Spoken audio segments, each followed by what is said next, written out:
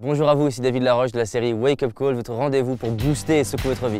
Voyons aujourd'hui comment devenir riche.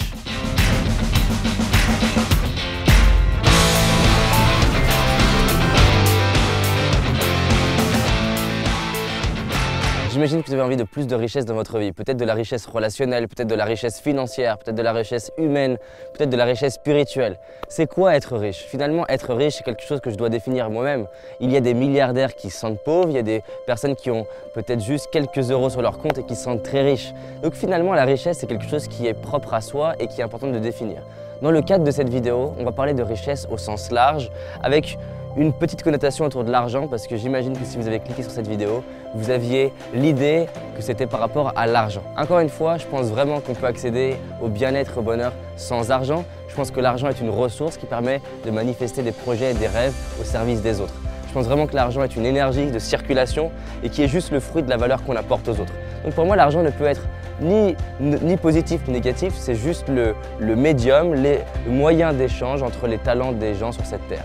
Donc je trouve que c'est quelque chose d'extraordinaire dès lors qu'on a envie de servir, on reçoit de l'argent. Avec cet argent, on va pouvoir bâtir des nouvelles choses, soit des équipes, soit des projets, soit de la formation, pour grandir, faire grandir les autres et servir. La première clé, c'est que vous êtes déjà riche. Beaucoup de fois, j'ai eu l'impression de manquer d'argent ou manquer de finances dans ma vie, alors qu'en fait, j'oubliais et je fermais les yeux sur toute l'abondance que j'ai. Combien ça vaut de pouvoir vivre dans cette terre? Combien ça vaut de pouvoir voir de mes yeux la magie de cette vie? Combien ça vaut de pouvoir entendre? Combien ça vaut de pouvoir prendre dans les bras les personnes que j'aime? Combien ça vaut de pouvoir écouter une musique qui m'inspire ou qui me fascine? Combien ça vaut de marcher, d'écrire, de parler, de chanter, danser, faire du sport, voyager, regarder les autres, un super film? Combien ça vaut de sentir le vent là, qui passe sur mon visage? En fait, je suis déjà riche, déjà sur un aspect juste d'être terrien. Je suis arrivé, j'étais milliardaire. Mais je ne le suis pas seulement à ce niveau-là, même matériellement, je suis riche.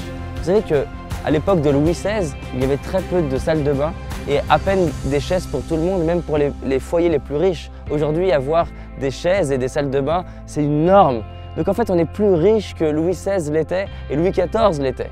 Ça veut donc dire un truc, c'est que quand vous prenez le TGV par exemple, vous accédez à quelque chose que même Louis XVI ou Louis XIV, avec tous leurs milliards, ne pouvaient pas avoir. Donc nous sommes des milliardaires. Nous sommes des milliardaires juste par toute la richesse qui est autour de nous. Ce qui est intéressant, c'est que l'argent permet juste à la limite de pouvoir vivre des expériences que d'autres vivront comme une norme dans quelques années. Donc nous sommes nés riches, vous l'êtes, je le suis, nous le sommes et nous le serons toujours. Et ça fait du bien de se rappeler. Et ça m'amène à la deuxième clé, l'abondance intérieure, vibrer l'abondance. On s'attire ce qu'on vibre, on s'attire ce qu'on est. Si je vibre le manque, je vais m'attirer le manque. Si je vibre, j'ai pas assez, j'en ai pas assez, je ne suis pas assez, qui je vais m'attirer autour de moi? Est-ce que je vais m'attirer des gens qui sont dans l'abondance? Est-ce que je vais m'attirer des gens qui ont des grands projets, des grandes visions? Non. Si je suis dans le manque, je vais m'attirer des gens qui sont dans le manque. Donc vibrer l'abondance, c'est essentiel pour s'attirer toute forme de richesse. Si je suis dans le manque relationnel, je ne vais pas m'attirer des gens qui sont dans l'abondance relationnelle, je vais m'attirer des gens qui sont eux aussi dans le manque et dans la souffrance. Par contre, si je vibre, j'aime ma vie, je m'aime, je suis quelqu'un de riche humainement, j'ai plein de talents, j'ai des choses que je sais, j'ai des compétences, savoir-faire, des gens que je connais. Et ça, c'est ma richesse. Combien ça vaut d'avoir des gens qu'on aime dans sa vie? Ça fait de nous des gens riches. Et quand je me rends compte que j'ai déjà de la chance d'avoir les gens que j'aime, naturellement, je vibre de la joie, de l'amour, de l'abondance. Et quelqu'un qui vibre l'amour, la joie, de l'abondance, est-ce qu'on a envie de parler avec lui? Bien sûr qu'on a envie de parler avec lui. A contrario d'une personne qui vibre, je me sens seul, je suis pas bien dans ma vie, je m'aime pas, j'ai pas de chance, j'ai pas de valeur. Est-ce qu'on a envie de partir en vacances avec ce genre de personne? Non.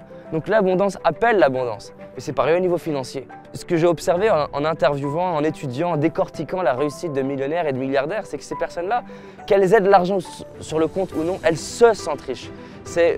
Il me semble, je les confonds souvent, Warren Buffett, Donald Trump, je crois que c'est Trump, qui à un moment donné avait fait une grosse erreur stratégique financièrement, et à qui on dit ça fait quoi d'être pauvre? Et il dit mais je ne suis pas pauvre, je suis riche, peu importe l'argent qu'il y a sur mon compte.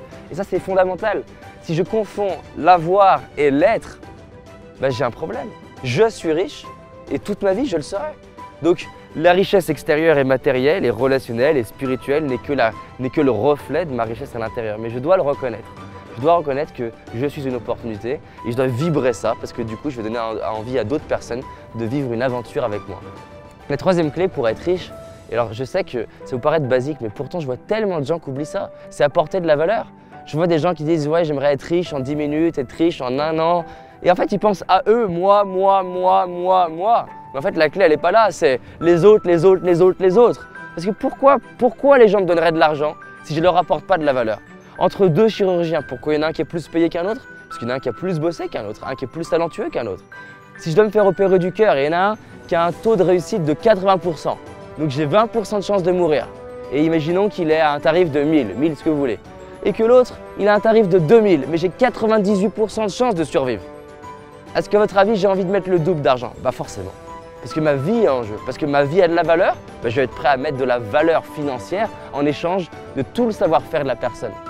Ça, c'est que beaucoup de gens sont bloqués par rapport à l'argent, surtout en France. L'argent c'est mal, l'argent c'est pas bien, et dès que la personne dit j'aime l'argent, ah c'est pas bien. Mais pourquoi ça serait pas bien?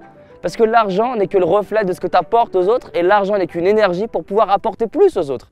Si là demain j'ai plus d'argent, je peux avoir plus de caméras, des équipes plus grandes, faire plus de vidéos gratuites, faire un film qui inspire la planète, pourquoi pas faire un hôtel bien-être, pourquoi pas des stages de yoga, pourquoi pas des hôpitaux dans le monde, pourquoi pas éduquer des enfants à entreprendre, pourquoi pas révolutionner le système éducatif des enfants, pourquoi pas faire des dessins animés pédagogiques qui aident les gens à comprendre les lois de la vie, les lois de l'univers.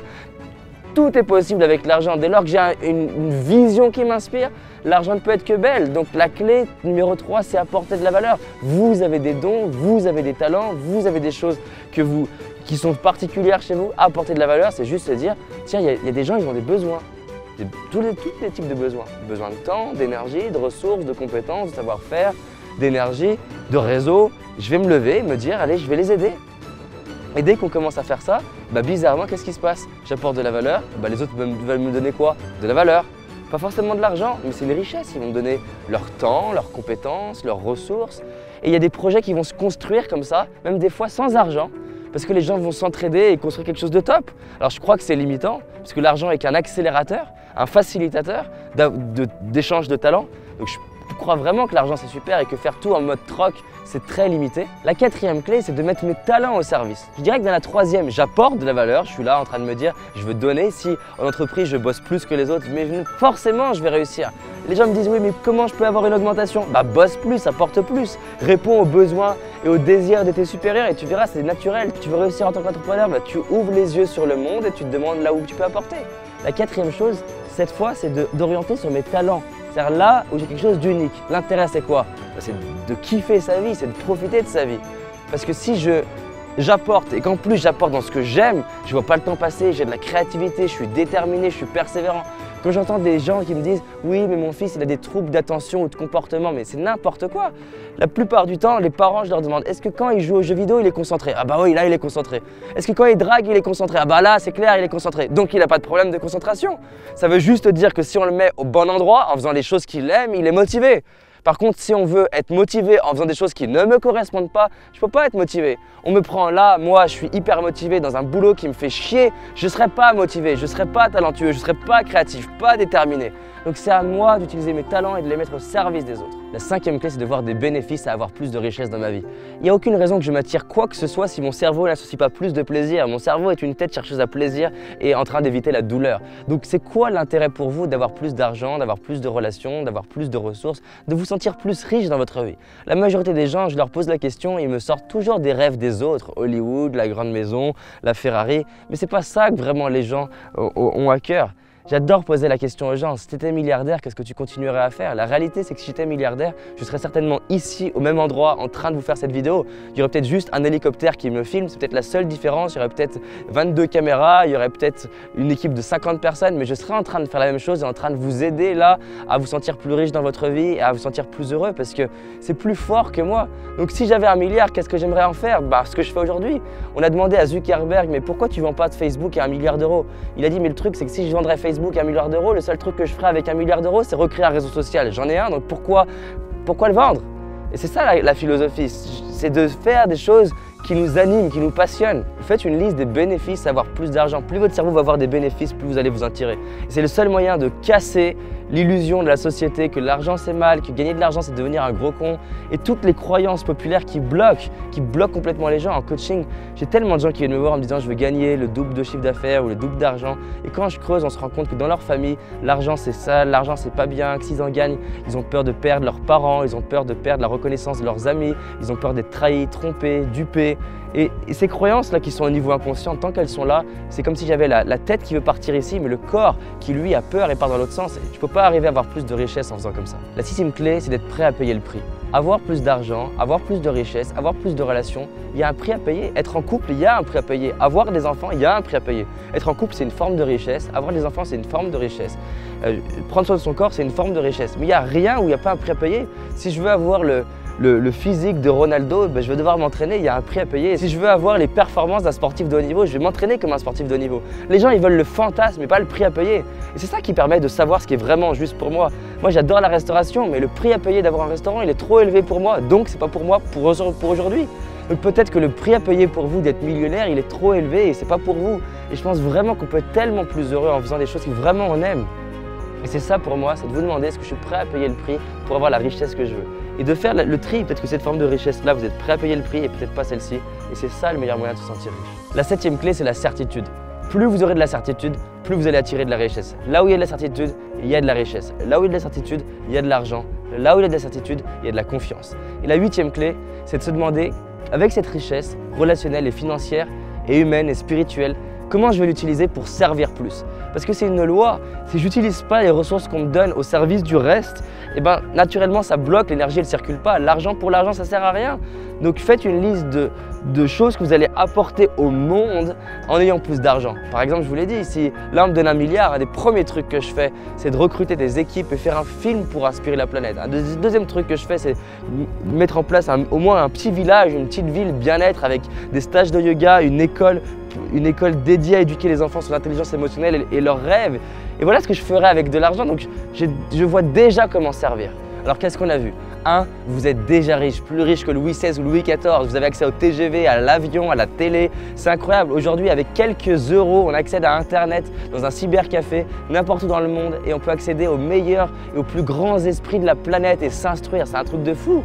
2. Apporter de la valeur aux autres. Vous voyez comment servir. 3. Prenez vos talents et donnez-les au monde. C'est vraiment le plus beau cadeau que vous pouvez vous faire et faire à l'humanité entière. 4. Vibrez l'abondance. Sentez-vous vraiment être une personne riche à tous les niveaux, humainement, spirituellement, financièrement, par votre corps, par votre esprit, par les gens que vous aimez. Voilà, vous êtes libre et vibrez-le au quotidien.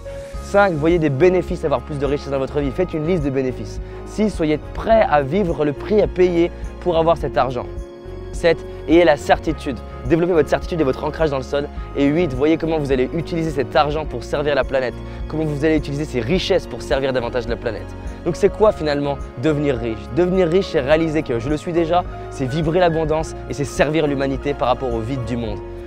Voilà ce que c'est pour moi être riche. Si vous avez aimé cette vidéo, cliquez sur j'aime, cliquez sur le bouton partage et ensuite abonnez-vous à la chaîne si ce n'est pas fait. Et dans tous les cas, rappelez-vous, on avance ensemble. Merci à vous.